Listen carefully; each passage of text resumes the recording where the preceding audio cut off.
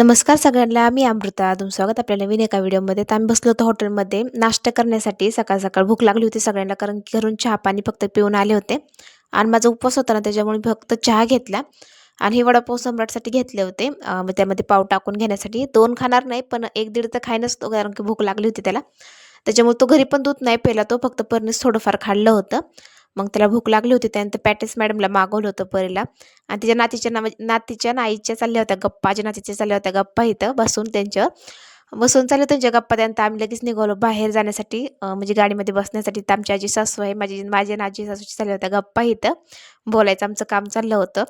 त्यानंतर तिथून निघालं, मग गाडीमध्ये चॉकलेट खाल्लं आम्ही सगळ्यांनी. एक-एक चॉकलेट घेतलं होतं आईने आम्हाला, मग तेच दिलं आम्हाला सगळ्यांना. त्यानंतर आम्ही लागलो पुढच्या प्रवासासाठी जायला, जिथं आम्हाला जायचं आहे ना तिथे. तुम्हाला सांगितलं होतं मागच्या व्हिडिओ, आम्ही निगडीला चाललो आहे. आळंदीवरनं जातो आम्ही निगडीला. निगडीची म्हणजे आईंचे भाऊ निगडीलाच राहतात ना, मग तिकडेच चाललो होतो आम्ही, निघालो होतो तिकडे जाण्यासाठी. त्यानंतर मग तिथून पण लगेच आणि आळंदीची नदी आहे. मग त्यानंतर त्यांच्या घरी आम्ही पोहोचलो. इथून एक गाडी आहे ना पार्किंग केली, तिथं 5 मिनिटाच्या अंतरावर त्यांचं घर आहे.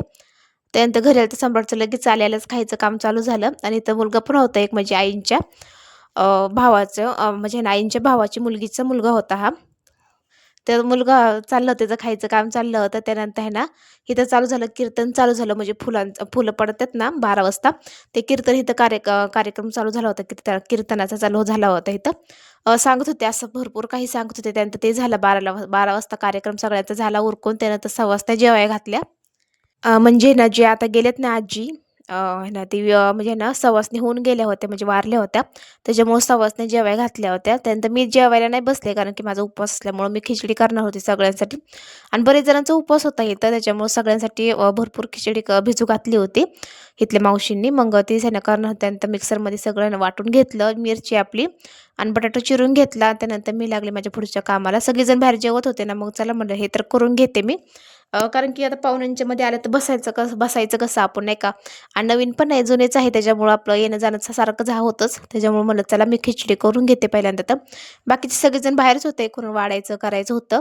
त्यांना पण मी हळदी-कुंकू लावून आलते. सवासणी तिथं बसल्या, तिथं पण आहे ना, तिथं पण जाऊन थोडंफार करू लागितलं त्यांना आणि त्यानंतर मग मी आतमध्ये येऊन मग खिचडी टाकायची तयारी चालू झाली माझी इथं. तिथं शेंगदाणा मिक्स करून घेतलं होतं, साबुदाण्यामध्ये मिक्स करून घेतला होता. त्यानंतर बटाटा सगळा परतून घेतला. त्यानं तिथलं सगळं आवरल्यानंतर ना लगेच आम्ही निघालो. त्यानंतरची व्हिडिओ नाही काढले, डायरेक्ट आम्ही गाडीत बसलेला व्हिडिओ काढला होता. आम्ही मागच बसले होते, कारण की मध्ये आहे ना झाडू होता. आईंचे खराटे घेतले होते आईंनी, मोठेवाले, कारण की अंगण एवढं मोठं आहे ना, ते झाडायला बराच वेळ लागतो त्याच्यामुळे. आणि ह्याच्या पुढच्या व्हिडिओ चाकणची